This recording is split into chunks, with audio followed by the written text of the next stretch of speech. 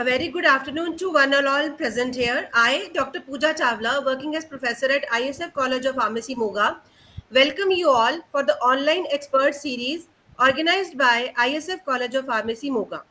Today, we have Dr. Roma Ghai for the expert talk.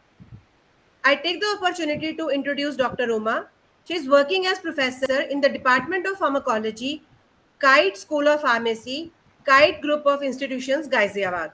Dr. Roma has a rich experience of 18 years in teaching and research.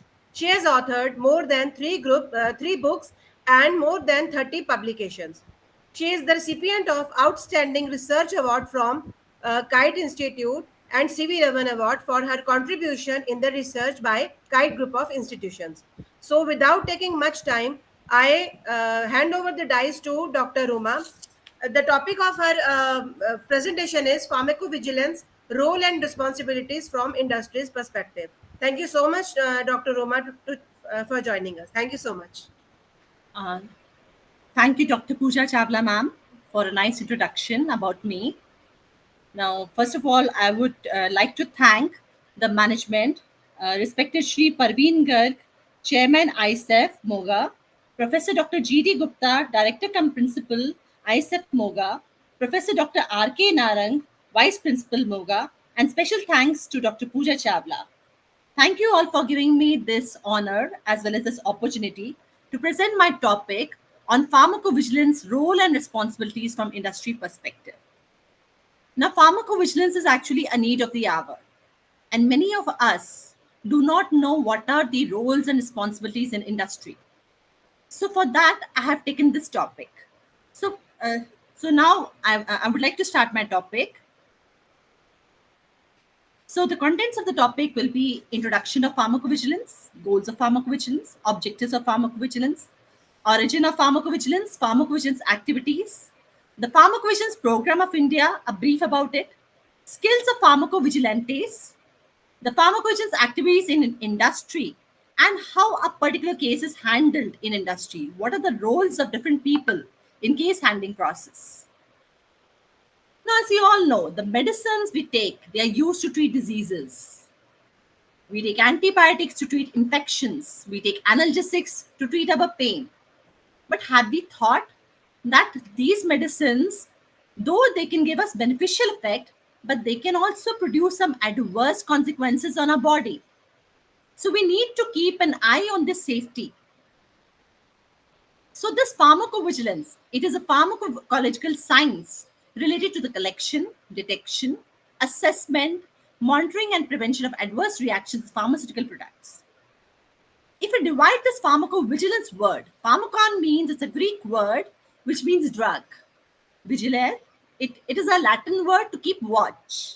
So pharmacovigilance is simply keeping a watch on the drugs, on the harmful effects of the drugs. So pharmacovigilance is a type of continually monitoring of unwanted effects and safety related to the drugs. If we are practicing pharmacovigilance, we are assuring drug safety. Without pharmacovigilance, we cannot assure whether drug is safe or not. So what is the need of pharmacovigilance? What is the need? ADRs, that is adverse drug reactions, are the leading cause of death. They're leading to increase in hospital admissions. The inpatients are prone to develop more ADRs, extending hospital stay. They are escalating the hospital's costs. So ADRs are actually expensive. It has been seen that the ADRs related cost to the country is much more than the cost of medicine which a patient is taking. The majority of reactions can be prevented. That is, they can be preventable. So it's very much said, dying from a disease is sometimes unavoidable. We cannot avoid a person who is dying from a disease. But dying from a medicine is totally unacceptable. We cannot accept if a person is dying just because of the ADR of a medicine. So we need pharmacovigilance for humanitarian concern. We need to promote rational use of medicines and adherence. As you know, pharmacovigilance, if it is properly followed, that means we are following ethics. So if we know something that is harmful to another person and not telling that person will be totally unethical. So the goals of pharmacovigilance is rational and safe use of medical drugs. Now, ADRs comes into light when the drug becomes launched in the market and is being used by large population. The pharmacovigilance aims to assess and as well as communicate the risk and benefits of drugs in the market to educate and inform patients. The major aims involve to improve patient care, patient safety in relation to medicines, and all medical and paramedical interventions, to improve public health and safety regarding the use of medicines, to contribute to risk benefit assessment of benefits, harm, effectiveness, and risk of medicines. So, if we are following pharmacovigilance, we are promoting understanding, clinical training, and effective communication to our doctors, the healthcare professionals, as well as to the public. So, what are the objectives of pharmacovigilance? Our pharmacovigilance objective is to decrease the mortality, that is the death rate, morbidity, that is the disability rate, which are associated with adverse events, to identify and recognize adverse drug events, because sometimes we are not able to recognize these adverse drug events when the drug is being trialed in the human beings, that is a clinical trial.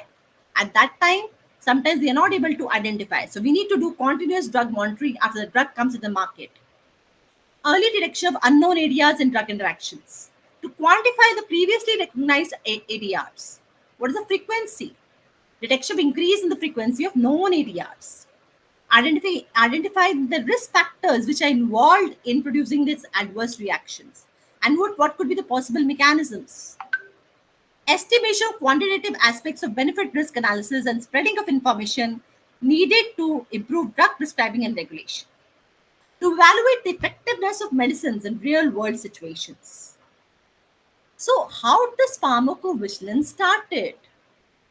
So, after understanding what is pharmacovigilance, we should know how this actually started. I hope my slides are visible to everyone watching this. Okay. So, the idea of pharmacovigilance took shape after 1961, after the thalidomide tragedy was reported. Thalidomide was marketed in 1956 in Western Germany, and it was mainly used as a hypnotic drug to produce sleep. It was used as sedative drug to produce calmness, and later used in order to manage nausea and pregnant women. However, the babies born to these pregnant mothers suffered from major congenital defect. Major, that's malformation of limbs. Now, what is that malformation of limbs? It means focomelia. Now, what is focomelia? Focomelia, as you can see from the figure, that there is small limbs. The limbs are not properly developed. There is malformation of the limbs. First such reports of birth defects came in 1959. So the reports of birth defects, 1959. 13 reports came about in 1961. So this professor or Australian doctor, Dr. McBride, so he suggested a connection between congenital malformation of babies and thalidomide. He wrote a letter to the editor of Lancet journal, the very famous journal. And by that time, 10,000 infants had affected by focomelia. So it was withdrawn shortly afterwards. So after the thalidomide tragedy, the need for drug safety monitoring was well established. So it brought about significant changes in the safety monitoring system, and where many groups participated. There was participation from regulatory authorities. There was participation from industry people. There was participation from healthcare workers. In 1963, a committee on safety of drugs was established in UK, United Kingdom. In 1964, yellow card system was structured in UK, where doctors were encouraged to report any type of adverse reactions, any suspected reactions which has happened with the drugs. So yellow card was a way to compile a spontaneous report of drug toxicity.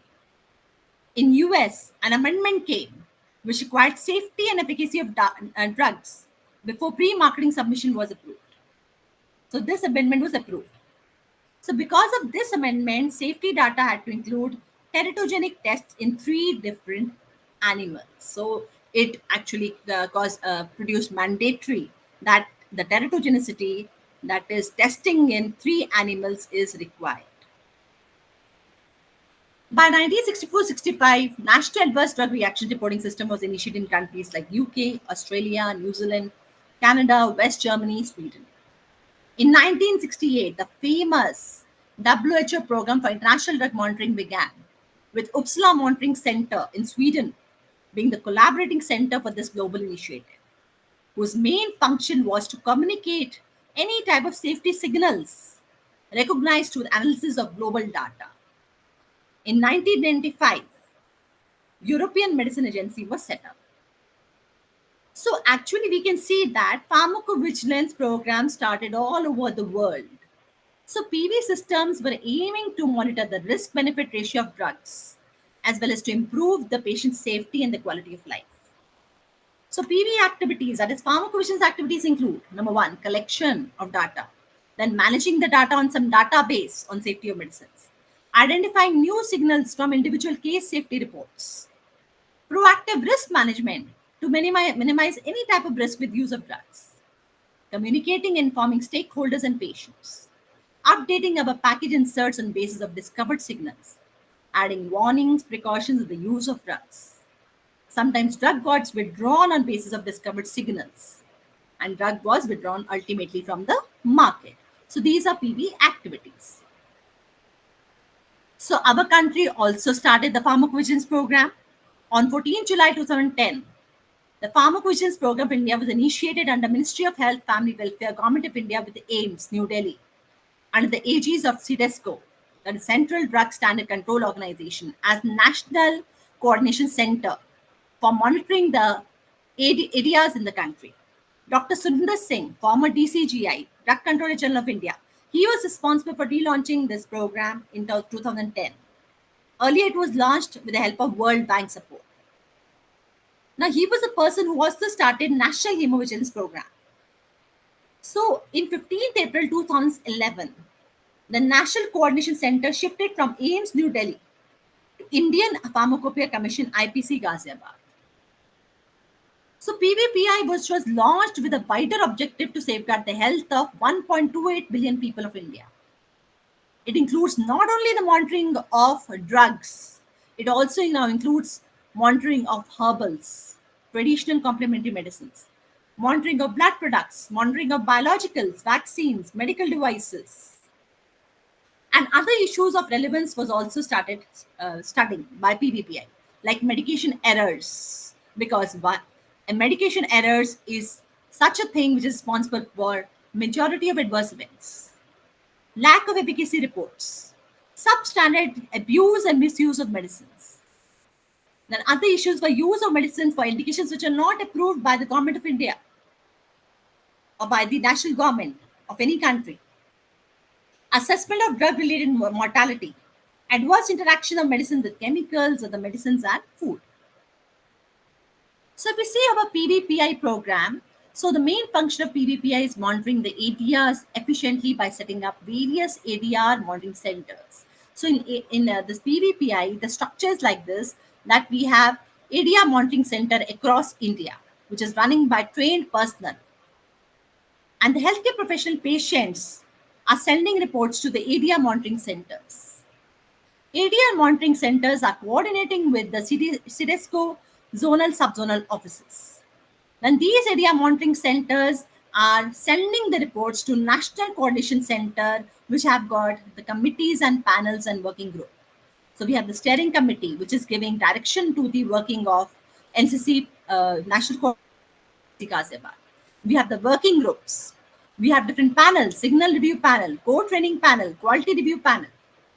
And these NCC is actually coordinating with the CDSCO headquarters, New Delhi.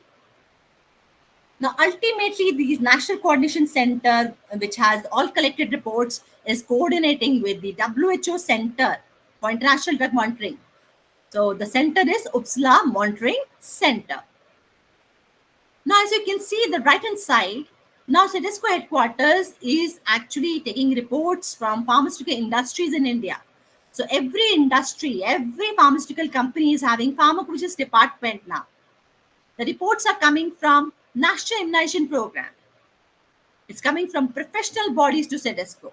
And CDSCO is coordinating with the National Coordination Center. So this chart is depicting the movement of information between the key stakeholders ensuring continuous transfer of data, information, and knowledge. So if you see the role and responsibilities under PVPI, first role is of AMC, ADR monitoring centers, who are the people who are working in AMC are collecting ADR reports. They are performing follow-up to check completeness of ADR report.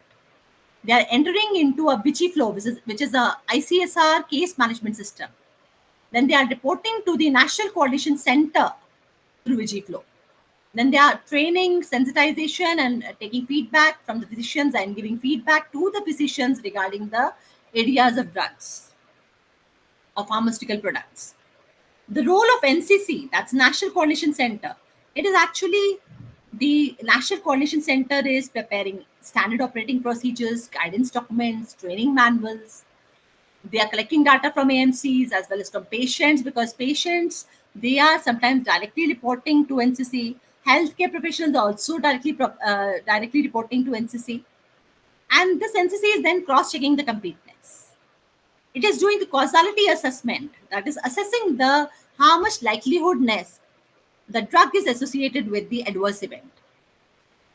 And they are doing with the help of SOP, conducting training workshop for all the enrolled centers, reporting to CDESCO headquarters, publication of medicine safety newsletter. Now, the zonal office is providing the procurement, financial support, administrative support to all the ADR monitoring center, which is coming under their zones. They're reporting to CDESCO headquarters. The role of CDESCO headquarters is to take appropriate regulatory decision and action regarding drug safety, propagating medicine safety related decisions to stakeholders, providing administrative and technical support to run PVPI. Then I've already told about the committees of National Coordination Center, the steering committee, working group, quality review panel, who's looking at the quality part, signal review panel, who's reviewing the signal, core training panel, who are providing trainings to the ADR monitoring centers. So these are the forms which are available at the PVPI website, that's IPC website. So this is a suspected ADR reporting form. This is to be filled by healthcare professionals. We have medicine side effect reporting form, which is filled by consumers. So this is a red form and this is a blue form. So here we have all the details we have to give for patient information, suspected adverse reaction, suspected medication, and then we have the causality assessment. Here we have the reported details. Similarly, the medicine side effect reporting form is to be filled by consumers. Now, the people who are engaged in pharmacovigilance activities, they have been given some term, that's pharmacovigilante. Pharmacovigilantes are highly trained people, extra committed, dedicated, specialized professionals, acting as the main link between patients and other healthcare providers for better outcome in promoting the safety of drugs. The pharmacovigilants need a degree in medicine. Are they qualified in dentistry, pharmacy, nursing, life sciences, or other health-related field to conduct their pharmacovigilance activities? They coordinate with the maximum number of stakeholders such as doctors, pharmacists, nurses, patients, regulators, as well as media. We must know the skills of pharmacovigilantes. They should know the ethics and good pharmacovigilance practices. They should have some basic knowledge of concepts, methodologies of pharmacovigilance and drug regulation. They should be competent enough to handle the issues like case narrating, processing, causality assessment, and identifying new signals, benefit risk assessment. They need to be vigilant always, because ADRs can come anytime during working hours. It could be night hours also. They need to be updated with national and international legislations. They need to be updated with newer technologies to reach out the messages in rapid and effective way. They need to create professional bonding with the stakeholders. So pharmaceutical companies need to be involved in PVPI for better pharmacovigilance system. Since pharmaceutical companies are producing medicines, they are producing various types of pharmaceutical products. So they need to understand the evolving benefit-risk balance of their products in order to act responsibly in protecting patients. So for that, we need to have a drug safety department which will perform many functions depending upon corporate structure. Sometimes the drug safety work this department perform within the regulatory function, medical affairs function, clinical development function, or as an independent area. It includes medical information activities, product complaint management, and submission of regulatory departments. So submission of regulatory documents is given to regulatory departments. Now there are basically some documents like we have expedited reports, we have periodic safety update reports, and likewise other aggregated reports. They need to be submitted to the regulatory agencies. So ultimately, the task which is most common to all the safety departments is reporting of adverse events to the health authorities according to the regulatory requirements. So in industry, we need to do the processing of ICSRs, individual case safety reports. Then signal generation is one of the work in industry.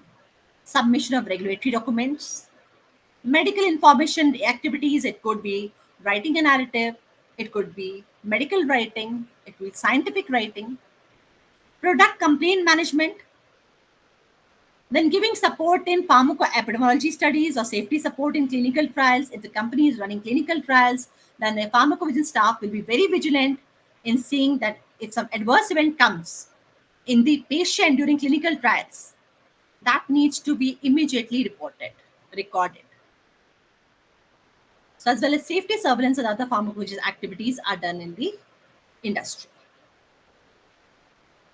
So process of collecting, processing, analyzing, reporting adverse event information is collectively known as case handling process. This is a key component of pharmacovigilance. So effective monitoring of drug safety actually requires a systematic approach to collection of information of medicine. So when I say systematic approach, that means when the information comes regarding some report, we need to see what is its source. We need to compile the data. We need to collate the data. And then there's a means of organizing that information to a database in such a format that allows retrieval, we can screen the data, we can analyze the data. And we have seen in pharmaceutical companies, much of the safety data regarding products arises from individual reports of adverse events. My students many of them are working pharmacovigilance industries and they are doing case handling. So case handling process, simply it's defined as a process by which a single case report of adverse event, whether it's received from clinical studies, whether it's received from marketed use or any other source, they are collected, evaluated, and then communicated. So this process forms the basis for an important part of generation of safety signals. So we are able to generate safety signals. What was unknown becomes known now. And it's a necessary prerequisite for enabling the company to comply with the international regulations. Because we need to report, the companies have to report to the regulatory authorities following international regulations. So if we understand what are the basic steps in case handling process. First, the adverse event occurs. So case is received by the company. Then it goes under case triage. Then the case is processed. And the case is reviewed. And then there's complete of the process. There is submission to the regulatory agencies as and when required. So let's try to understand the details. So companies can receive adverse event reports from a variety of sources via a wide range of methods. Data received by the company or company's agent must be captured, and that is called day one. Okay, and that must be recorded because this becomes a clock start date for regulatory reporting. Some regulatory agencies require that reporting should be done within 7 days. So if we know the date of receipt, then only the company can do the needful. Mails, electronic media, calls, phone calls, fax, transmissions, all are other ways of receiving the information. TRIAGE is assessment, classification, and prioritization of the information received according to key regulatory, scientific, and medical criteria to determine the route for processing the case should follow. It involves establishing the validity of an ICSR. What do you mean by establishing validity? The components of a valid ICSR means the report should have an identifiable patient. The patient should be clearly identified. An identifiable reporter. Suppose we want to take some follow-up from the reporter, so reporter details should be very much clear. Then details of a suspected drug and details of an adverse event. So after case receipt and triage, next is case processing. When we say case processing, that means we are creating a case in the safety database from source information. The companies have various databases or the ICSR management systems. It could be Argus, it could be RST, and many others, PVNet, many others. So case processing includes task of data entry into the safety database from source documents. Coding is done of adverse events, coding is done of medical history, coding is done of concomitant conditions, that means condition the patient is having along with the major condition. The coding is done for concomitant medications. And then we have writing the case narrative, identifying missing information.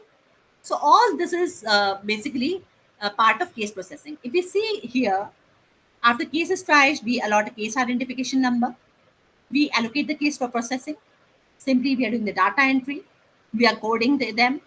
We are generating a narrative. Narrative is nothing but a story type that the patient has been experiencing so and so problem since so many days. He was taking the drug for so many times, right? Then you identify missing elements, if any, go for a follow-up, generate a draft report. So after draft report, the case goes for case review. In case review, so all cases are viewed after processing to ensure that regulatory, scientific, and medical standards are met. So we have a case reviewer. So you can see the personnel who will be doing case review will be case reviewer. The reviewer can be quality reviewer. The person can be medical reviewer or scientific reviewer. So when the case is processed, we check for quality. We check for medical scientific sense. So then we say the case is complete and we can store the case. Or accordingly, we can send it to the authorities. So in case processed, we check that for accuracy. We check for consistency. Is it coming in the right sequence? We check for completeness. And then we go for medical review. So this part was the quality check. So after quality check, we confirm the triage. We check the case for medical sense. We request follow-up if required. Then we do the causality assessment and then complete. So let me give you the details of quality review and medical review. So in case quality, appropriate focus of quality review will be okay, the case quality review, the focus will be on confirmation of triage assessment of regulatory reportability. And that is basically whether the case shall be reported to the regulatory authorities or it is a non-serious event. Consistency of data entry with the source documents. Consistency with established report standards. If we go for medical review, are these adverse events properly coded? Are these appropriately selected? We have a case report. Confirmation of seriousness classification of adverse event terms. Are these seriousness properly shown in the particular report? Are we agreeing with the coding of adverse events? The coding is done with the help of MEDRA. MEDRA is a medical dictionary for regulatory authorities. Then the case medical reviewer reviews the narrative to ensure does the case makes clinical sense. And lastly, very important, if it is a serious case, if there is an association between drug and the event, so we say a safety signal is generated. Step 5 is case completion. So software triage, processing, and doing all the case processing and doing all the reviews, quality review, and this medical review. Finally, the case goes for case completion. So case is considered ready for completion when it has gone through triage, processing, review, and approval. It includes any updates to the case as required by review cycle. Incorporation of additional information request into standard follow-up request. See, we keep on soliciting the follow-up request from the reporter so that we get more and more details about the adverse event or the reaction which has happened in the patient. Then finally, we generate a final report and we can distribute this final report to appropriate internal external parties, which may include regulatory submission. So that will end the case handling in the industry. So we can see that the people working in the industry have so many roles to play in case handling. Apart from this, we need to do the periodic safety update report processing. So the pharmacovigilantes, or you can say the people working in industry, they have to manage periodic safety update report process. They have to do the scheduling and timelines for delivery of the cases, when the case is being captured, when the case is recorded, and ultimately when the case is reported. So in addition to processing of individual case safety reports, the drug safety departments are expected to collate, evaluate, and report aggregate analysis of adverse event cases. So these examples of aggregate reports include periodic reports. When we say periodic reports, mean they need to be given on some time intervals by the company, the pharmacovigilance department. So PSURs, that's periodic safety update reports. So they need to be provided by the company to the regulatory authorities from time to time basis. So they present the worldwide safety experience of a medicinal product and define times post authorization. Post authorization means when the drug comes in the market.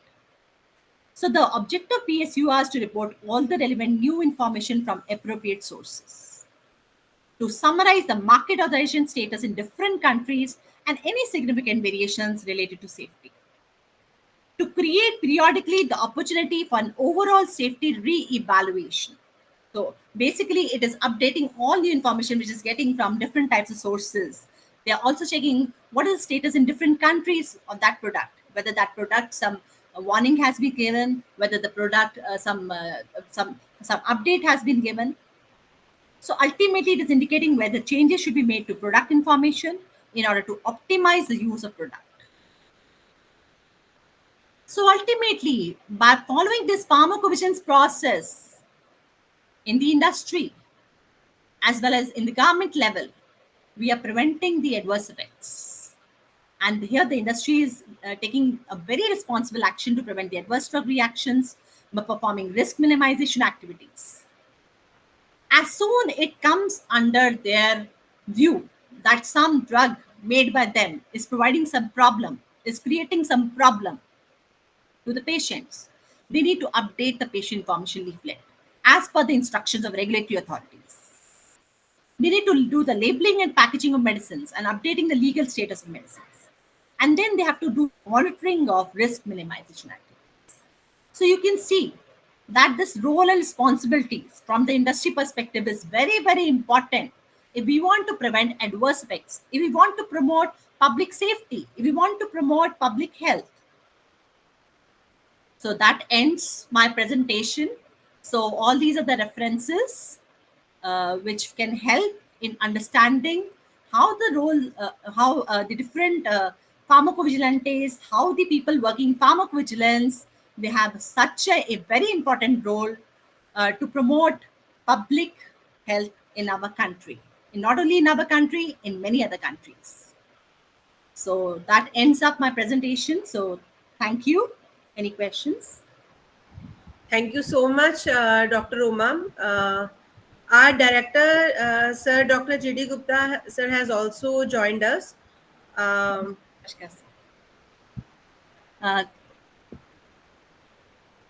Good afternoon, sir. So thank you for giving me this opportunity. Yeah, good Thank you. afternoon and welcome, madam. Yes, sir. Good afternoon. It is pleasure to meet you, sir. Thank you, thank you. Same too. I know that today is the most probably the holiday everywhere. So you have given the time for ISF College of Pharmacy.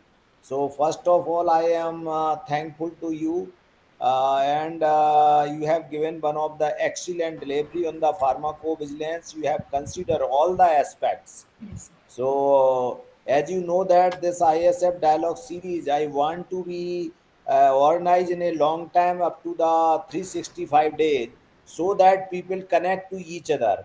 And I want to also establish, I have discussed with Dr. Pooja ji, you have developed one of the separate zone only for the women's, because I know that in those days one of the strong platform of the women's in the health science also. And recently, MSME opened one of the Hackathon 3.0. This is only for women. So I also request to you, you can discuss with Dr. Pujaji, and you can also apply some of the project, your idea, because nowadays government of India providing so many opportunity for the women to develop in the health section, agriculture, and so many other fields. What types of the things you have, and it will be the applicable and useful for the society, you can submit your proposal. So I think you have visited ISF College of Pharmacy, madam. No, sir, I've never been there, sir. Okay, Whenever I'll so come, I'll surely meet you, sir and madam. no Yeah. problem. Very shortly, we can welcome and invite to you, and we are going to organize some of the good event in the month of the August. So I hope that you can visit physically ISF College of Pharmacy, and I want to do some of the collaborative activity in the scientific format, because nowadays health profession is growing very fast, and Yes. most of the people they are involved in the academia and research. Now this is the right time to Yes. produce something which is the essential for the society. At Yes. a cost wise it will be the low, and how to we can manage the our waste. So thank you very much, our organizing team. Thank you very much, Dr. Pooja Chawla, also for inviting me and provide this opportunity to interact, Dr. Romaji.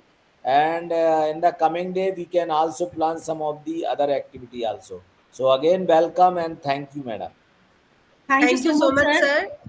And Yeah, thank we'll you be. so much, Dr. Roma, for, as sir has already mentioned, that today is a holiday and you have gracefully spared your time for us, and we are extremely thankful to you. And I simply hope that this lecture on pharmacovigilance, this is very much important for all the audience across the globe. And as we all know that the field of pharmacovigilance is growing day by day. So you have discussed a number of very much relevant case studies, and really, ma'am, I am delighted to have you with us today. And you have spared your time for our IQAC cell and ISF College of Pharmacy. Thank you so much, ma'am. Thank you so much, and we'll look forward to collaborate with you in future too. It's all my pleasure, ma'am and sir. And definitely, I would like to have some collaborative projects with Pooja, ma'am. So we'll talk definitely regarding this, maybe in some healthcare sector, and Sure, ma'am. whatever I can do, I'll be definitely do it. And ma'am, you also, sorry, you also please, you're also welcome to invite basically this. You're welcome to come into KIET group of institutions actually. Sure, Um, sure, sure, yeah, sure. yeah, because what I feel is that today is the world of this collaborations. So if you collaborate with our KIET, which is also going through autonomous state, we are going to come into autonomous state. Okay, So okay. yeah, so and our director sir and our joint director sir, they are very dynamic personalities, and they always stress on these collaborations, teamwork, and all. And sir, do visit our KIET group of institutions someday, and so that, Definitely, madam, yeah, definitely. so that, yeah. Okay, thank you, ma'am. Thank Okay, you, sir. okay. Thank you so much. Thank you so much. Thank you.